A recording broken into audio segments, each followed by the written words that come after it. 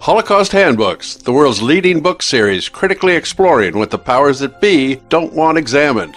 Mesmerizing comprehensive presentations such as lectures on the Holocaust, as well as cutting-edge research results such as The Real Case for Auschwitz.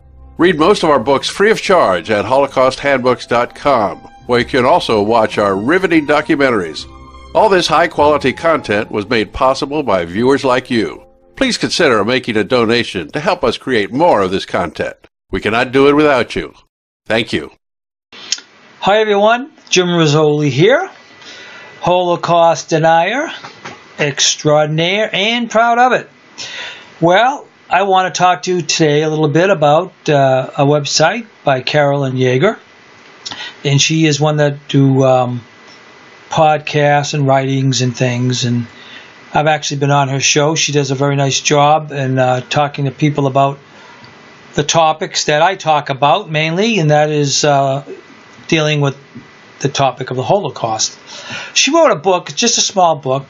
It's called Auschwitz, the Underground Guided Tour. And as you can see, what the tour guides don't tell you at Auschwitz and Birkenau. Now, I've been talking about, these camps for a long time. And little by little, hopefully we get the truth out. So what she does in a nice little book here, she published in 2010. She covers, some of the nice topics here.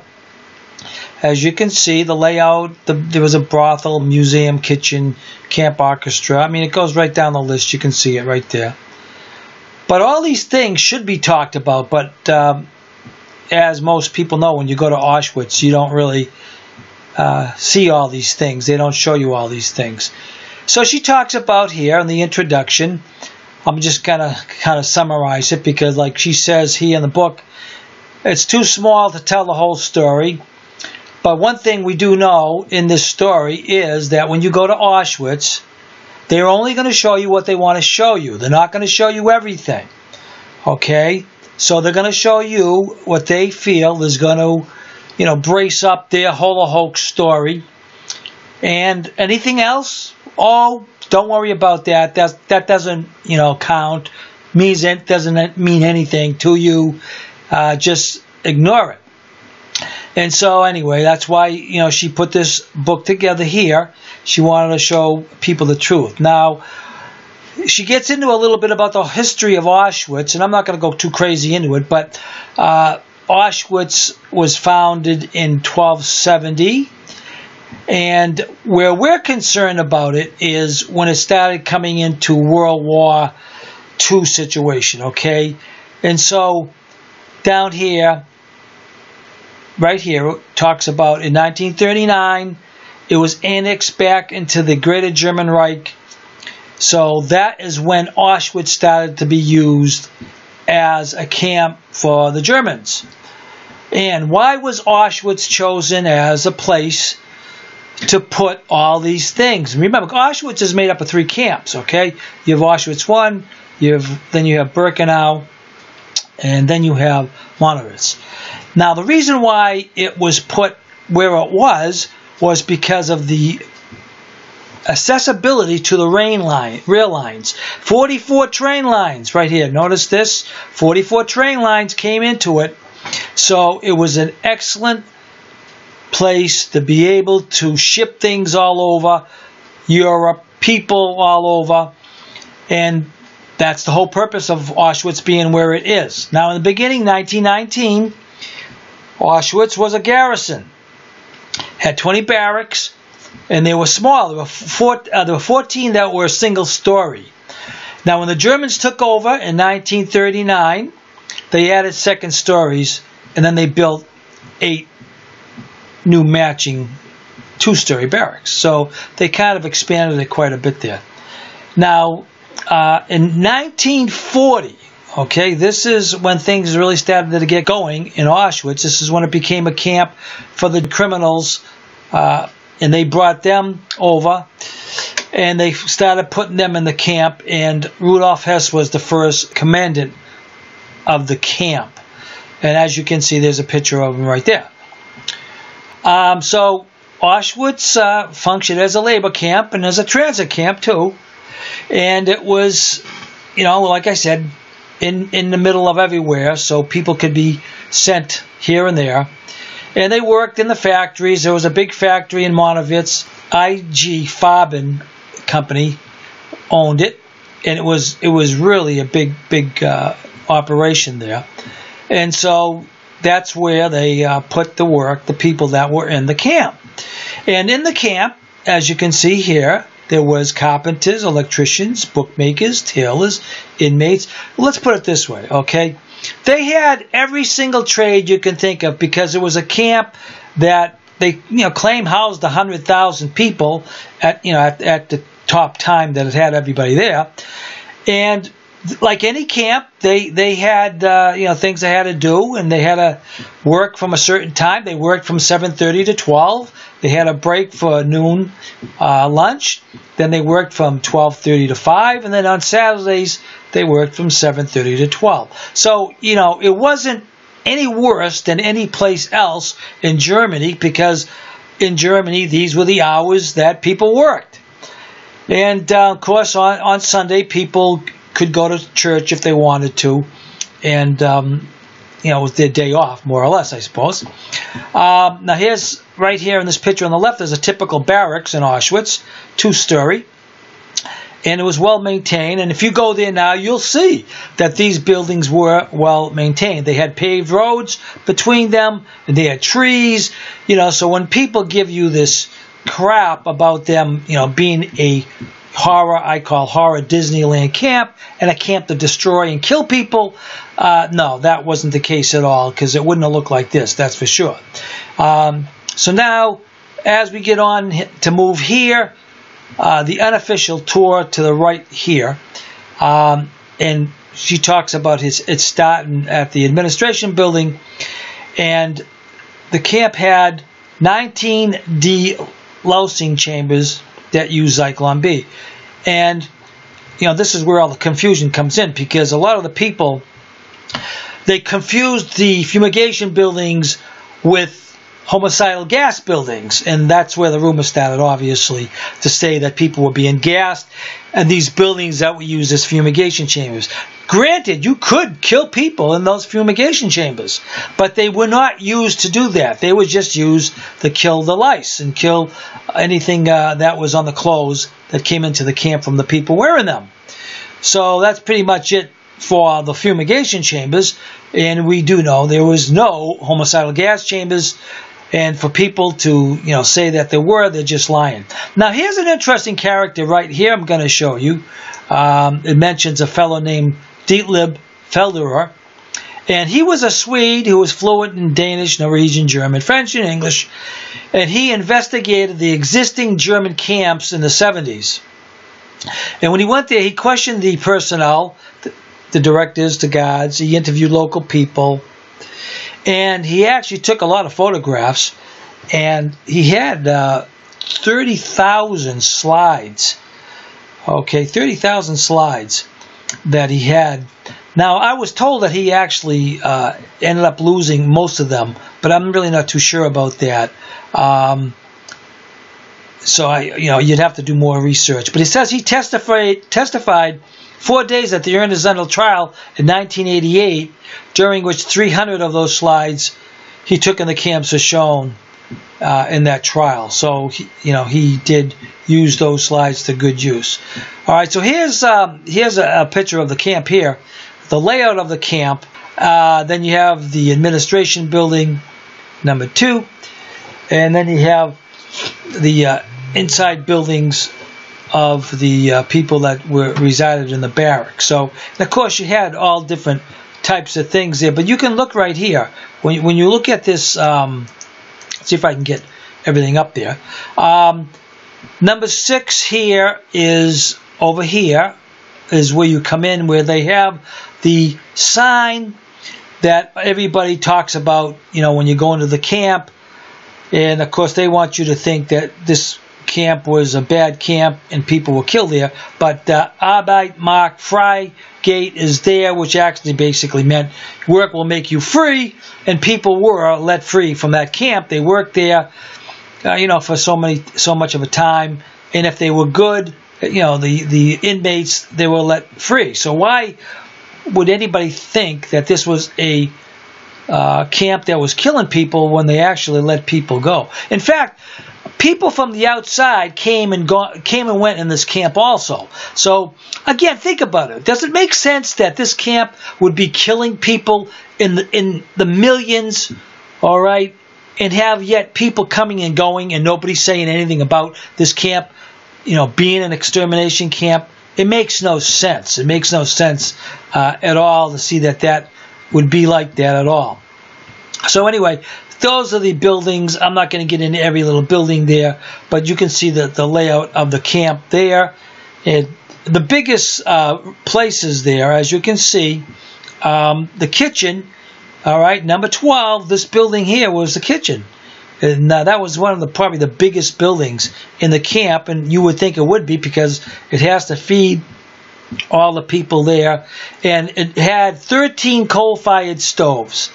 All right, so why would they have such a big kitchen if it was just meant to kill people, especially killing them as they came off the trains? Right? I mean, really, why would you have so many barracks? And this is just Auschwitz I now. When we get into Birkenau, it's even a lot bigger than that. And as you can see here, another building here showing you this was the entertainment house. Oh, no, this was the brothel, a library, orchestra practiced, and concert hall in the basement, and later added an art museum there. All right, so anyway, we're moving on to some of the things here.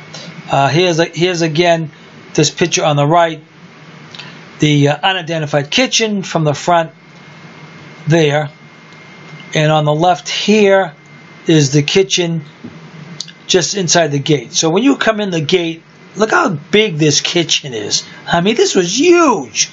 All right, and of course, the other things that were in this camp also, for the benefit of the people, they had musical groups. So they had orchestras, so people could, listen to some nice music. And obviously on Sunday they probably would use them more. And there's another picture of the orchestra playing there, and another picture on the right there, the women's orchestra playing there. So we can see that was something that was very beneficial. On the right here, where my cursor is, they had a post office. And why would they have a post office in a camp that you were just going to kill people? Makes no sense at all. So the people could get packages. The Red Cross brought packages, and also they got mail. And, when people say that these people were exterminated right away, makes no sense, because they did get letters from people when they were there. And here's a sample of a letter that someone got there. All right, moving down the list some more. Here's the theater on the right. Look how big that building is. That's a really good sized building. And again, I don't believe they show you that on the map today. On the left here, infirmaries. The inmates there could go across the blocks there and use the infirmaries if they were sick. And again, would it make sense that they had these infirmaries there and yet they were killing people? I mean, if someone got sick, if they were going to exterminate people, just kill them. Why would you want to make them better? In fact, Elie Wiesel said that he was in Auschwitz. Who knows if that's true or not? But anyway, when he was in Auschwitz with his father, I guess his father had a problem with his foot. I believe it was his father. Well, either one. And he went to the infirmary, and he was actually taking care of it in the infirmary with his foot. So when people tell you that they didn't take care of these people in these buildings, they're full of baloney, because they definitely took care of them, and they were, wanted to get better. They wanted these people to get better if they were sick, because if they were working, they had to use them to work. As we move on, we see they had the famous swimming pool. Again, why would they have a swimming pool in Auschwitz with starting blocks and entry ladders and diving boards if they were just going to kill people? But what's funny about this swimming pool now is they actually, some of the people say, the swimming pool was used for the fire department to get their water. Can you imagine? They know it's a swimming pool, and to make up a stupid story to say that this was a place where they would get the water, or you put the water so they can fight fires, I just plain ridiculous. And I never heard of there being a fire in Auschwitz anyway. But that's what they have to say to make the story fit, because you can't say that these people had any amenities in these camps, and a swimming pool definitely was an amenity. So anyway, that's the swimming pool they had there, and there's another picture of it on the left there also. But again, they don't show you these things on the tour. Here's a picture here, right there on the left here. They show you the hospital that was there, the SS hospital, just outside the camp. So, you know, this is where they say they crossed the way, whereas in this building here, again, here's the hospital building here. They say this building, Crema 1, was where they did the gassing of the people, killing the people, when we know that that wasn't the case at all. This was just a building that was used for a lot of different things. It was used as a morgue in the end there. It was used as offices. It was used in the way end as a bomb shelter. And then if you see this chimney here, this chimney was put on later after the war, and it goes nowhere. So the chimney is not functional, okay? This is not a big building, all right? It's not a big building, but you can see how it's shored up here and over here. So it was shored up in the last days as a bomb shelter for the people. And again, the official Jewish story says it was a gas chamber that was used. Not often. In the beginning, it was used. 700 people were gassed and cremated in this building. That's what they say, which is impossible, especially in the 2 days they say that it happened. When you go in that building, you can see right here that building, that room there, they claimed there were, you know, from 500 to 700 people in that room. It just can't hold that many people. I mean, maybe a couple hundred people at the most.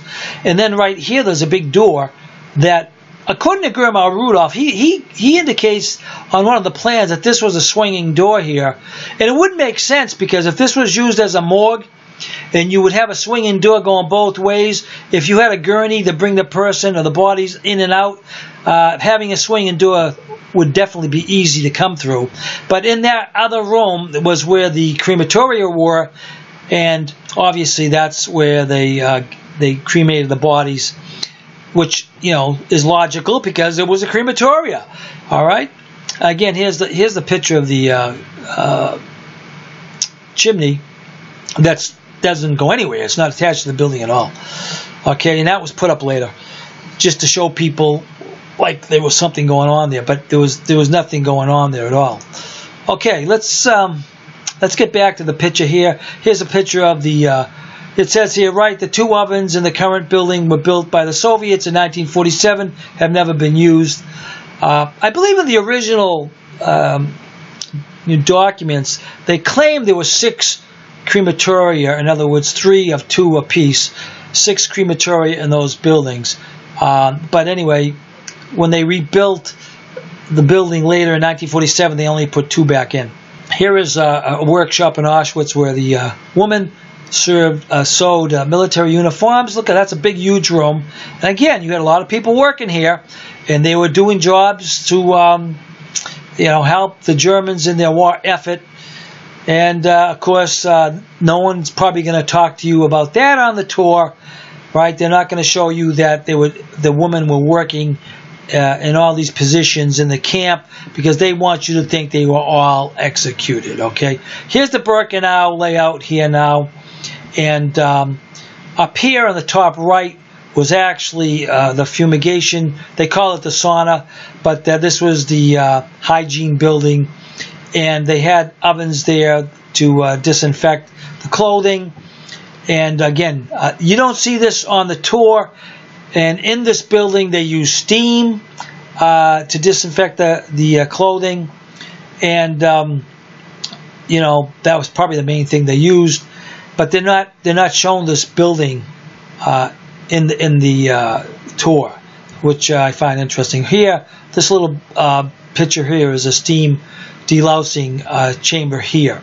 So they call that the sauna building. And again, that was a pretty big building. They used. Now, in this plan here, I want to show you here. Notice all the barracks here, right here. There's almost around 300 barracks to house people. So, you know, Birkenau housed the majority of the people. And again, we have the legend of what everything here is. Notice again, this building here, 10 was the central sauna, and number 11 were barracks named Canada, where the inmates took the possessions and sorted them and all that. And that was a huge area there also. Okay, now you're going to notice over here, 13, they claim that these actually are the crematoria, but they're going to claim that these were gas chambers 2 and 3, and then you have 4 and 5 up here. But these buildings were not used for homicidal gassings. They were just used as morgues, and then they brought the bodies into the crematoria. Now, each one of these, Crema 2, Crema 3, had 15 ovens in them, so 30 between the two. And I believe 4 and 5 had, you know, 10 or 15 crematoria also. In the whole camp, there was about 52 crematoria, but they weren't all being used at the same time. But these were the main two crematoria. But to the Jews, these were the main buildings where they claim 500,000 people were gassed, which again is ridiculous. That wasn't the case at all. And again, look at all the amenities here. 19, here's where the kitchen was, and again, to supply the people in those barracks there. And then again, you know, there were a lot of places to, you know, feed these people. I mean, when you have this many people, you're going to have a lot of buildings to feed them. Building 20 here, it says buildings in which clothing, blankets, and mattresses were disinfected. And again, like I mentioned before, these disinfection buildings, they do not show you on the main tour, okay? Because they don't want you to think that anything was being done to save these people. Another picture here is the picture of the kitchens again. One of the 11 original kitchens in Birkenau, and it's still standing. Well, it's still standing in 1997, but I'm pretty sure it's still standing now. So they had, you know, plenty of kitchens there to feed the people, and they definitely, you know, took care of the people. And when people died, they took care of them also because they cremated them as quick as they can. Now, here's a building of the crematoria too, all right, which I showed you up on the left up there before. But this is what it looks like today. I even think that this isn't even here today. I think they cleared out all these areas now, and they're just kind of like big, huge holes there, there today. And as you can see, there's nothing there in regards to those crematoria. And they claimed that the Germans blew these buildings up. I don't believe the Germans did, honestly. I think the Soviets blew them up because there was nothing in those buildings to implicate the Germans, to you know, gas anyone. So I guess it would make sense if they blew them up, then people wouldn't see anything that wasn't there, you know, but they could make up a story, you know. But some people say they were blown up by the Nazis, but I don't know. I have a problem with that, why they would do that. You know, that's the official Jewish version, but I don't buy it. All right, I don't buy it. Of course, now here's the famous sign on the plaque here. Originally, again, this was from 19 1945, this was the original plaque that was up in there until 1989. It says 4 million people suffered and died at the hands of the Nazi murderers. Oh, well, isn't that interesting? Because, in 1990, they changed the plaque, and this plaque, basically, you can't really read it that well there, but it says 1.5 million people died there. And, of course, that figure of people dying has been lowered. Even Prusak, in his book, he claims under 600,000 people died in that camp, which would make him a Holocaust denier because he doesn't believe that 6 million Jews died either. All right, and he wrote a book, defending the Holocaust for the, pro-Holocaust people. So anyway, so that's pretty much just a quick tour of the building, the underground guided tour by Carolyn Yeager. You can get it from Barnes Review. It's not that big of a book, 48 pages, $10 if you really want to get it. And here's a telephone number if you want to get that book. So there it is, folks. This is like a quick tour of Auschwitz. And I've actually done some tours myself talking about the things in Auschwitz and how ridiculous it is that they say certain things happen there. But again, you have to understand that Auschwitz was not visited by the Americans until 10 years after the event.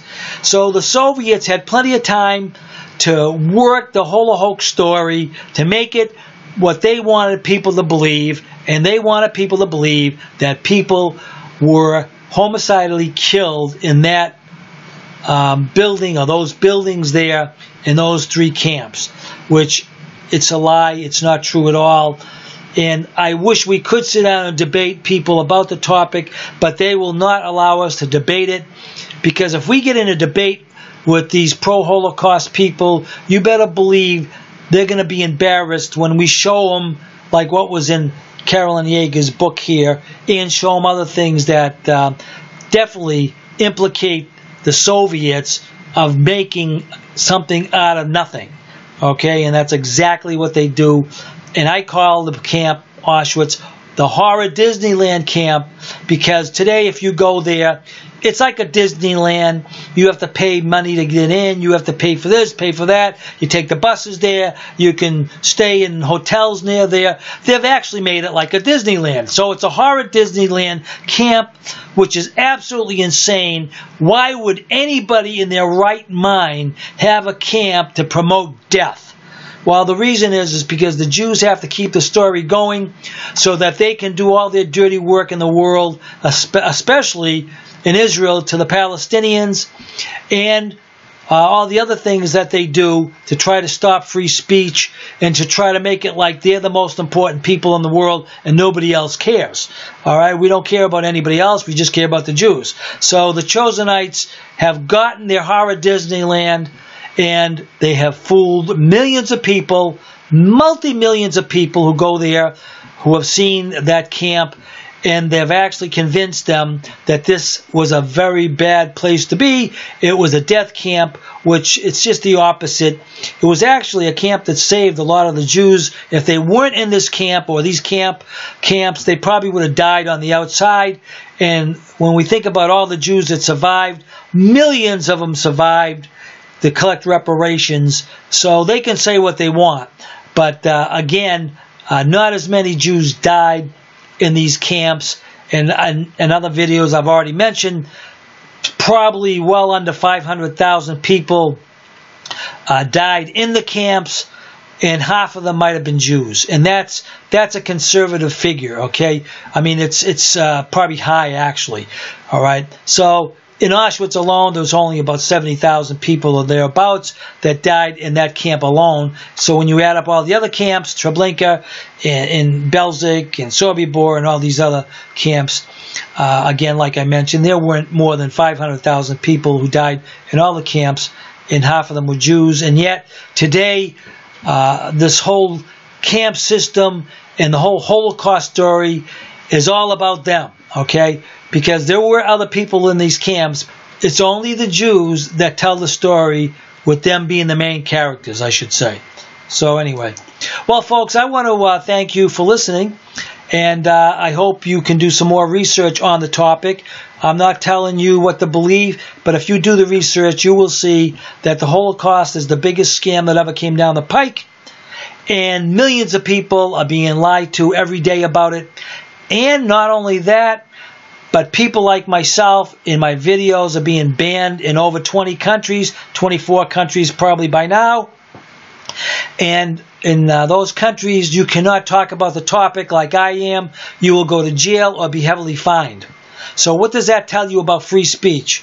There's no free speech when it comes to the Holocaust, and that's why the Holocaust topic is the most important topic in the world, because it's the only one you can go to jail speaking against the official Jewish version.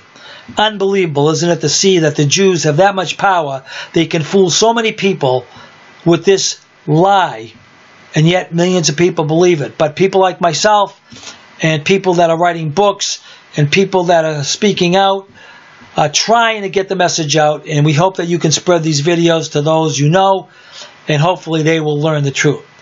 Well, I'm Jim Rizoli. I want to thank you for listening and watching, and I will talk to you again sometime. Bye now.